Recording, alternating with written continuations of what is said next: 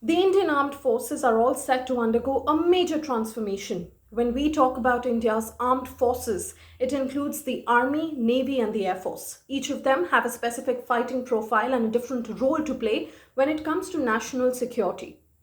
As of now, the Indian Army, Navy, and Air Force each have multiple commands that are split in terms of their command structure. The Indian Army and the Indian Air Force have 7 commands each, while the Navy has 3 commands. Now, with the proposed changes, at least 4 theatre commands, which include Air Defence, Maritime, Integrated Eastern, and Integrated Western Theatre Commands, are likely to come up.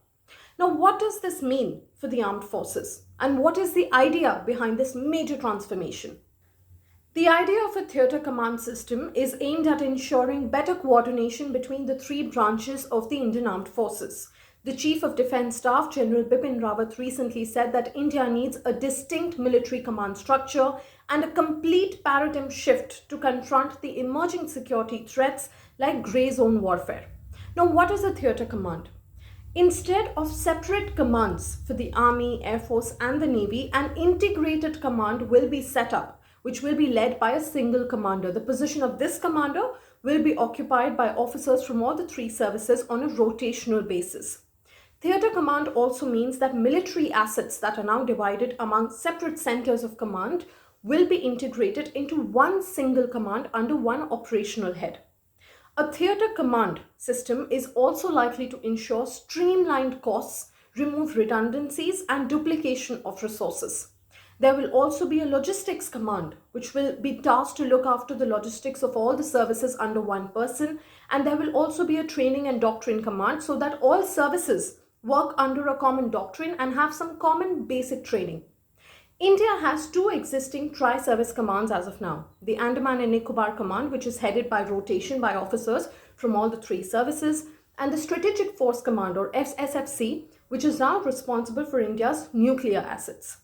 The idea to introduce theatre command is not sudden. The appointment of General Bipin Rawat as the Chief of Defence Staff, or CDS, in January 2020 and setting up of the Integrated Defence Staff in 2001 can also be seen as steps in the direction of achieving the increased coordination between the 3 branches of the armed forces. The CDS appointment was also accompanied by the creation of the Department of Military Affairs, or the DMA, within the Ministry of Defence with the view to promote jointness among the 3 branches of the armed forces. The basic idea behind all these moves and decisions is to ensure increased coordination and to boost the overall fighting capabilities of the 3 forces. Theaterization as a concept integrates the capabilities of the 3 services optimally to win future wars. The theatre commands aim to bring in synergy amongst all branches of the Indian Armed Forces. The limited resources have to be used optimally. That is the crunch. Our theatre commands aren't cut, copy, paste of either the US or the Chinese theatre commands. Ours are with Indian characteristics, fully aware of the limited resources. However, until and unless all the branches of the Indian Armed Forces work together, only then there can be synergy. Jointness and integration is very essential for the success of theaterization. The transition to theaterization may take some time, but theatre commands is the order of the day if we have to win future wars. First, a maritime theatre command, which will take care of all the maritime security needs of the country and will also include airstrike assets and amphibian forces of the army like the submarines. Second, an air defence command, as the name suggests, will be tasked with air defence across the country and beyond. Then comes the Integrated Eastern and Western Theatre Command for India's borders with China and Pakistan. Each command will be headed by a 3-star officer. This officer, or the theatre commander, will report to the Chiefs of Staff Committee, or COSC, which includes the 3 service chiefs and is headed by the CDS as its permanent chairman. This is a new concept for India, but not for the world. More than 32 countries across the world, which includes the United States, China, and Russia, already have some form of theatre or joint command in place for better integration among the branches of the armed forces. The United States was the first to come up with a theatre command system and presently possesses 6 geographical and 4 functional commands. Russia as well started with the restructuring of its armed forces or military in 2008 and has now created 4 theatre commands. While this is a major change, the question is everyone happy with the idea of a theatre command in India? Well, reports suggest while the Army and the Navy are on board with the proposal, the Indian Air Force has raised some concerns. The IAF chief R.K.S. Bhadoria says that the force is in favor of the proposal but still needs clarity on how it will be implemented.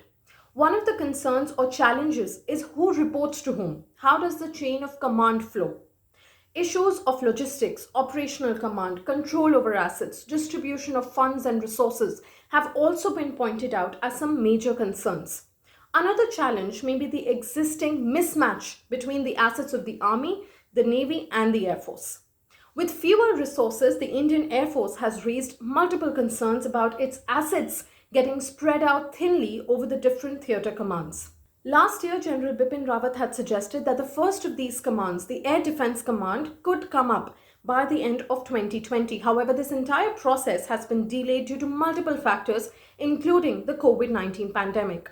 The conversation around the proposed theatre commands escalated with the Indian Air Force Chief, Air Chief Marshal R.K.S. Bhadoria rejecting Chief of Defence Staff General Bipin Rawat's views that the Indian Air Force remains a supporting arm, just as the artillery or engineers support the fighting forces. In a recent interview, General Bipin Rawat had said, "Do not forget the IAF continues to remain a supporting arm, just as artillery support or engineer support to combatant arm in the army, there will always be a supporting arm." Reacting to this comment, Air Chief Marshal R.K.S. Bhadoria said that IAF is not a supporting role alone. Air power has a huge role to play in any of the integrated battle areas. It's not an issue of support alone. A whole lot of things go into any air plan that's made, and those are the issues that are under discussion.